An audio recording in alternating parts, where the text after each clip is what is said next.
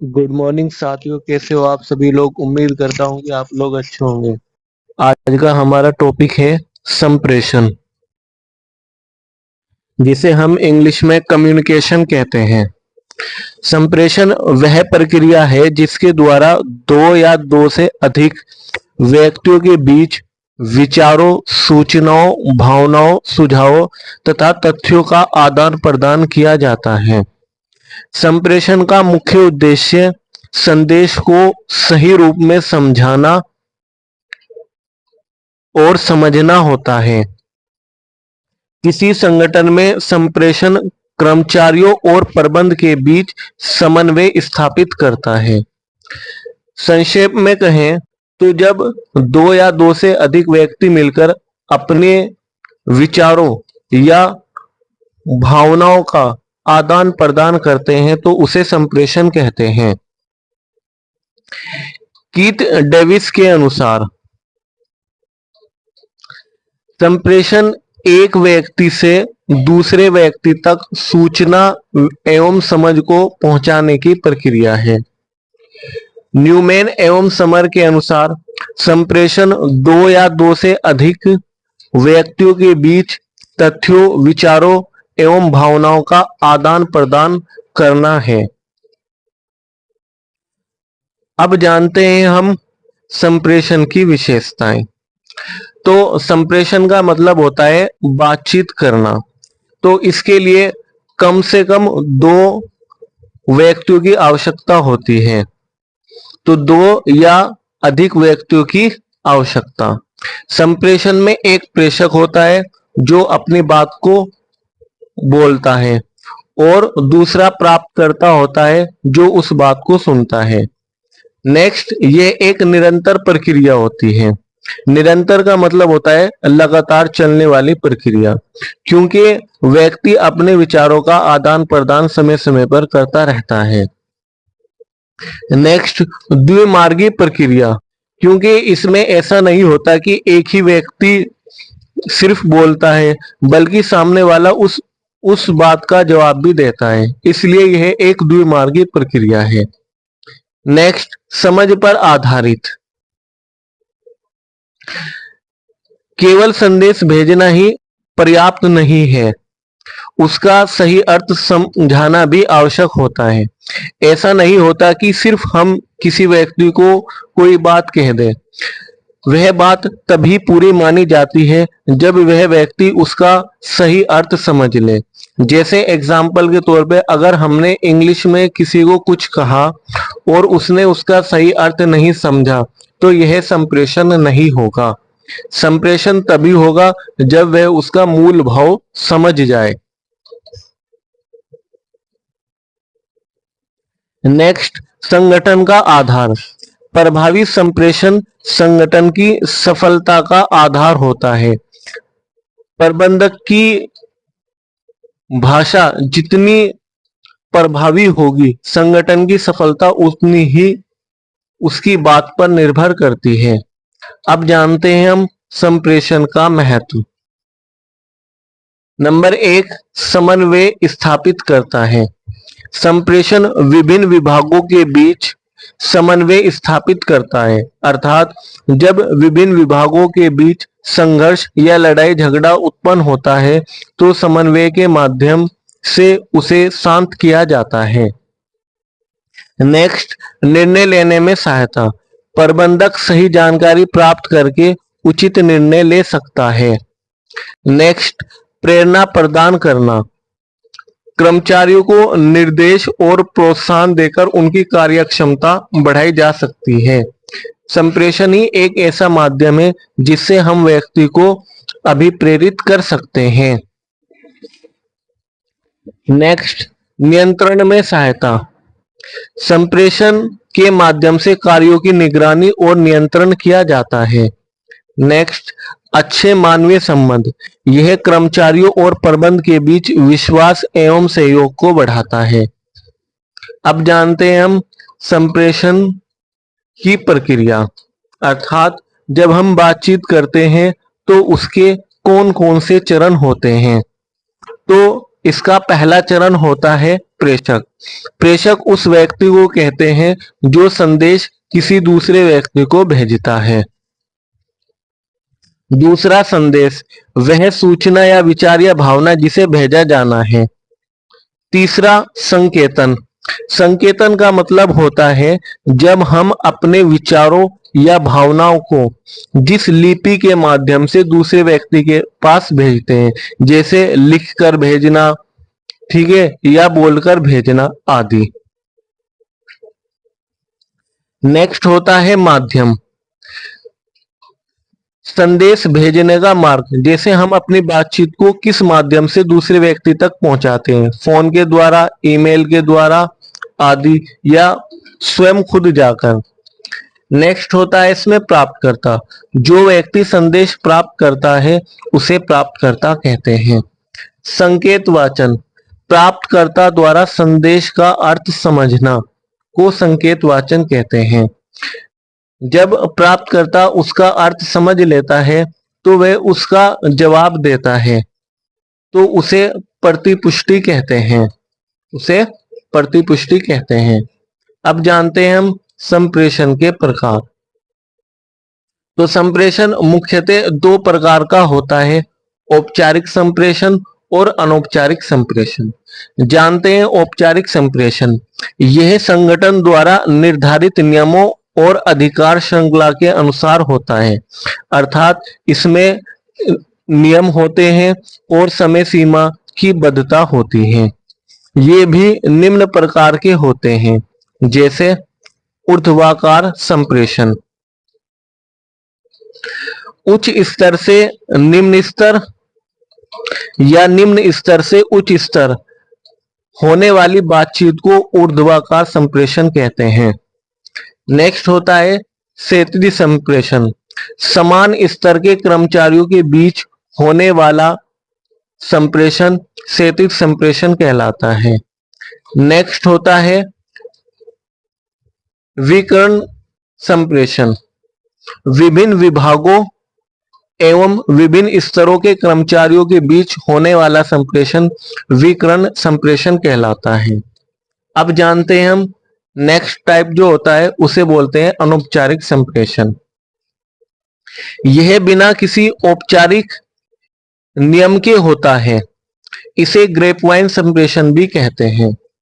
अर्थात जब संप्रेषण अलग अलग विभागों के व्यक्तियों के बीच बगैर किसी नियम के होता है, अचानक से वे मिलकर कोई बातचीत करते हैं, तो इसे अनौपचारिक संप्रेषण कहते हैं। इसे ग्रेपवाइन के नाम से भी जाना जाता है, जिसे हम हिंदी में अंगूरी लता कहते हैं। इस संगठन में अधिकतर अफवाहों ज्यादा फैलती हैं। इसकी कुछ विशेषताएं हैं, जैसे तेज गति से फैलता है, सामाजिक संबंधों पर आधारित होता है। नेक्स्ट, संगठन में अफवाहों का कारण बन सकता है।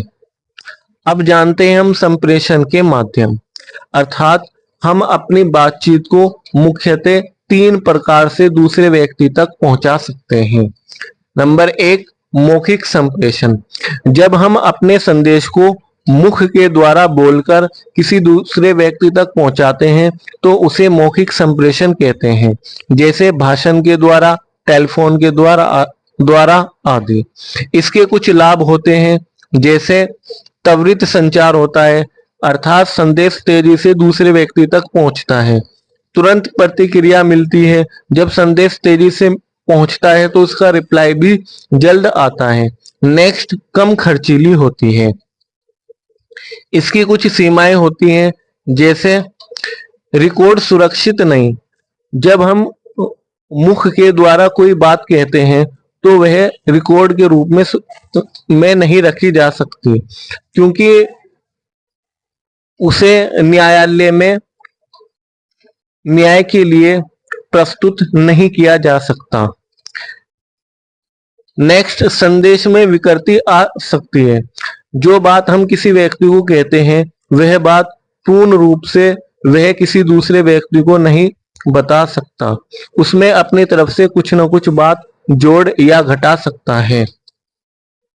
दूसरा, माध्यम होता है लिखित संप्रेषण। जब हम संदेश को लिखित रूप में किसी दूसरे व्यक्ति के पास भेजते हैं तो उसे लिखित संप्रेषण कहते हैं। इसमें पत्र, नोटिस, रिपोर्ट, ईमेल आदि आते हैं।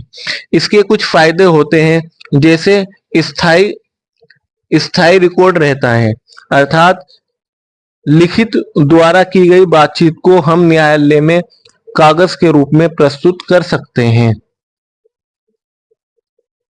स्पष्ट और प्रामाणिक होते हैं। इसकी कुछ सीमाएं भी हैं, जैसे समय अधिक लगता है, प्रतिक्रिया देर से मिलती है। प्रतिक्रिया का मतलब होता है जवाब या उत्तर, उसका देर से मिलता है। लास्ट टाइप होता है इसका सांकेतिक संप्रेषण या दृश्य संप्रेषण। जब हम अपने विचारों या भावनाओं को लिखित या मौखिक रूप में प्रस्तुत न करके संकेतों के द्वारा प्रस्तुत करते हैं तो उसे सांकेतिक संप्रेषण कहते हैं। जैसे एक एम्पायर जब खिलाड़ी 6 रन मारता है तो दोनों हाथ ऊपर उठाता है, तो इसका संकेत है कि 6 रन खिलाड़ी को मिलेंगे। और अगर एम्पायर एक सीधी उंगली खड़ी कर देता है तो इसका मतलब है कि वह खिलाड़ी आउट हो गया। ठीक इसी प्रकार से यातायात में खड़ा पुलिसकर्मी हाथ जब खड़ा करता है तो सभी वाहन रुक जाते हैं। तो इस प्रकार दिए गए संकेत से होने वाले विचारों को हम सांकेतिक संप्रेषण कहते हैं। अब जानते हैं हम संप्रेषण के सिद्धांत, अर्थात एक संप्रेषण में कौन कौन सी बातें होनी चाहिए। नंबर 1, स्पष्टता का सिद्धांत। संदेश सरल और स्पष्ट होना चाहिए, उसमें अनावश्यक बातें नहीं होनी चाहिए। नेक्स्ट, पूर्णता का सिद्धांत। संदेश पूरा होना चाहिए, उसमें सभी जानकारी होनी चाहिए, संदेश अधूरा नहीं होना चाहिए। नेक्स्ट, संक्षिप्तता का सिद्धांत। यह सिद्धांत बताता है कि संदेश संक्षिप्त होना चाहिए, अर्थात छोटा होना चाहिए, उसमें अनावश्यक शब्दों का प्रयोग न किया जाए। शुद्धता का सिद्धांत। संदेश में लिखी गई बातें सभी शुद्ध होनी चाहिए, अर्थात उसमें कोई त्रुटि नहीं होनी चाहिए। समयबद्धता का सिद्धांत। यह सिद्धांत बताता है कि संदेश उचित समय पर व्यक्ति के पास पहुंच जाना चाहिए, क्योंकि अगर संदेश देरी से पहुंचेगा तो वे संदेश अनावश्यक हो जाएगा। नेक्स्ट, प्रतिपुष्टि का सिद्धांत। यह सिद्धांत बताता है कि हमें दिए गए संदेश का जवाब भी मिलना चाहिए। अब जानते हैं हम संप्रेषण की कुछ बाधाएं। कुछ ऐसे माध्यम होते हैं जिसके कारण हम संदेश को दूसरे व्यक्ति तक सही रूप में नहीं पहुंचा पाते, इन्हें ही हम संप्रेषण की बाधाएं कहते हैं। इन बाधाओं में सबसे पहली बाधा आती है भौतिक बाधाएं, जैसे दूरी, शोर, तकनीकी खराबी आदि। अगर दो व्यक्तियों के बीच में दूरी अधिक है या शोर अधिक है तो वे दोनों व्यक्ति अपने विचारों को एक दूसरे तक नहीं पहुंचा पाते। भाषागत बाधाएं। अगर दो व्यक्तियों की भाषा अलग अलग है तो तब भी वह संप्रेषण में एक महत्वपूर्ण बाधा होती है, क्योंकि हम दोनों एक दूसरे के विचारों को समझ नहीं पाते या उनमें कठिन शब्दों का प्रयोग किया जाता है। जैसे बाजार में गला काट प्रतियोगिता चल रही है, हमने ये उदाहरण देकर कर्मचारी को कार्य करने के लिए प्रेरित किया। अब कर्मचारी अगर इसका गलत मतलब निकाल लें कि बाजार में अब गला काट प्रतियोगिता चल रही है, कहीं ऐसा ना हो कि अब हमारे गले काटे जाएं, तो भाषा भी एक बहुत बड़ी बाधा हो सकती है अगर कर्मचारी उसका सही अर्थ नहीं समझ पा रहा है। नेक्स्ट होता है मनोवैज्ञानिक बाधाएं। क्रोध, तनाव, भय और पूर्वाग्रह भी संप्रेषण में बाधा होती है। जब व्यक्ति क्रोध में होता है तो वे दूसरे व्यक्ति की बात को सही रूप से ग्रहण नहीं कर पाता है। नेक्स्ट होता है संगठनात्मक बाधाएं। अत्यधिक नियम, जटिल संरचनाएं आदि भी संप्रेषण में बाधाएं होती हैं। कभी कभी हम अपने संदेश को उच्च अधिकारी तक पहुंचाने में काफी समय लगा देते हैं, क्योंकि बहुत सारी प्रोसेसिंग होने के बाद वे संदेश उच्च अधिकारी तक पहुंचता है। तो अत्यधिक नियम संगठन की बाधाओं का जन्म देते हैं। नेक्स्ट होता है व्यक्तिगत बाधाएं। सुनने की कमी, अनुभव का अभाव आदि भी संप्रेषण की एक महत्वपूर्ण बाधा है। अगर कोई व्यक्ति सुनने में सक्षम नहीं है तो ये भी एक संप्रेषण की एक बाधा होती है। अब जानते हैं संप्रेषण की बाधाओं को दूर करने के उपाय। नंबर 1, सरल व स्पष्ट भाषा का प्रयोग। संदेश में हमें सरल और स्पष्ट भाषा का प्रयोग करना चाहिए। नंबर 2, उचित माध्यम का चयन। जब हम संदेश को दूसरे व्यक्ति तक पहुंचाना होता है तो उसके लिए उचित माध्यम का प्रयोग करें, जैसे टेलीफोन या मौखिक या स्वयं वहां जाकर। सक्रिय रूप से सुनना। संदेश को हमें स्वयं से सुनना चाहिए, न कि किसी दूसरे व्यक्ति के माध्यम से सुने। प्रतिपुष्टि प्राप्त करना। जब हम संदेश किसी दूसरे व्यक्ति को भेजते हैं तो उससे उसका जवाब भी ले लेना चाहिए। आपसी विश्वास बढ़ाना। हमें संदेश का आदान प्रदान करते समय एक दूसरे पर विश्वास रखना चाहिए। संगठनात्मक स्तरों को कम करना। संदेश को एक व्यक्ति से दूसरे व्यक्ति तक पहुंचाने में अनावश्यक व्यक्ति नहीं होने चाहिए। नेक्स्ट होता है आधुनिक तकनीक का उपयोग करना। संदेश को किसी दूसरे व्यक्ति तक पहुंचाने के लिए हमें आधुनिक तकनीकों का उपयोग करना चाहिए, न कि प्राचीन तकनीकों का। जैसे आज के समय में ट्विटर, व्हाट्सएप, ईमेल आदि होते हैं। Thank you very much for watching this video.